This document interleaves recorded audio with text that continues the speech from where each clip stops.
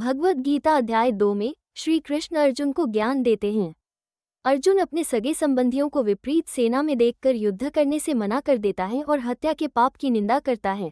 ये सुनकर और अर्जुन को रोता हुआ देखकर भगवान काल श्री कृष्ण के शरीर में प्रवेश कर जाते हैं। यहाँ ये समझना जरूरी है कि अध्याय 2 से आगे भगवद गीता का ज्ञान काल नामक ईश्वर द्वारा दिया गया है। उसका दूसरा नाम ब्रह्म है। अन्य धर्मों में इसी काल को शैतान या शैतान भी कहा गया है।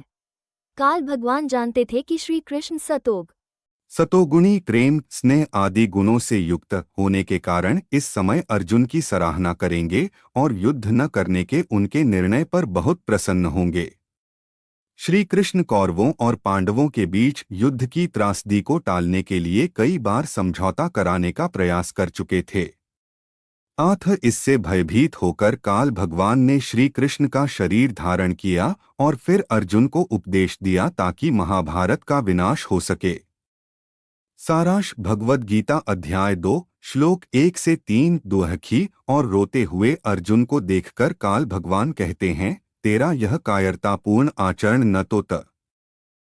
श्लोक 4 से 6 में अर्जुन कह रहा है कि हे प्रभु, हम अपने आदरणीय बड़े भाइयों और संबंधियों को मारकर पाप करने की अपेक्षा भिक्षा का अन्न खाना अधिक श्रेयस्कर समझते हैं और उनके रक्त से सने इस राज्य को भोगकर पाप के भागी होंगे और पता नहीं कौन मरेगा और कौन बचेगा। श्लोक 7 से 9 में अर्जुन कहता है, मैं आपका शिष्य हूं और आपकी शरण में हूं।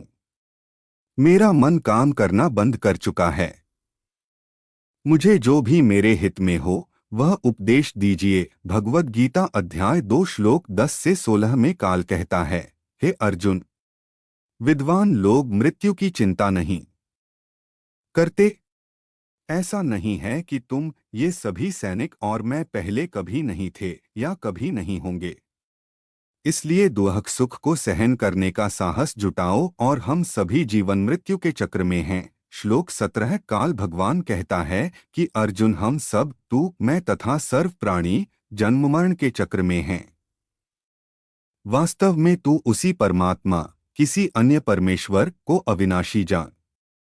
उस परमात्मा का नाश कोई नहीं कर सकता। श्लोक 18 5 तत्वों से बना शरीर नाशवान है।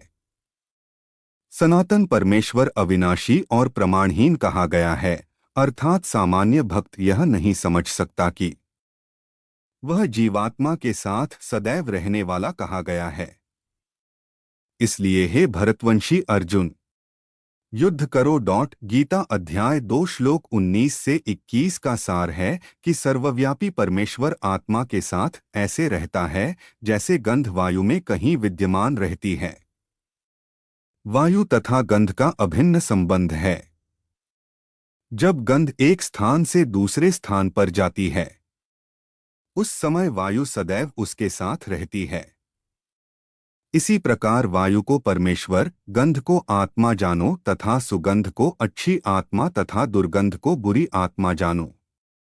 परमेश्वर उन्हें उनके कर्मानुसार नए शरीरों में ले जाता है तथा फिर भी उनके साथ रहता है।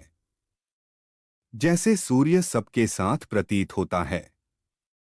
दूर होने कहा गया है कि परमेश्वर अज्वल्यमान, अघुलनशील और निस्संदेह सुखाया न जा सकने वाला है तथा यह परमेश्वर अनादि, सर्वव्यापी, अपरिवर्तनशील और अनादि है।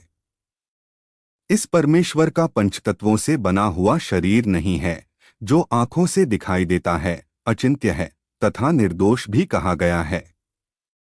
हे अर्जुन, चूंकि यह परमेश्वर आत्मा के साथ अभिन्न रूप में रहता है, आत्मा अविनाशी है। तुम्हें शोक नहीं करना चाहिए। सारांश भगवद गीता अध्याय 2 श्लोक 26 से 30 में कहा गया है कि शरीर छूट जाने मृत्यु पर भी आत्मा नहीं मरती, क्योंकि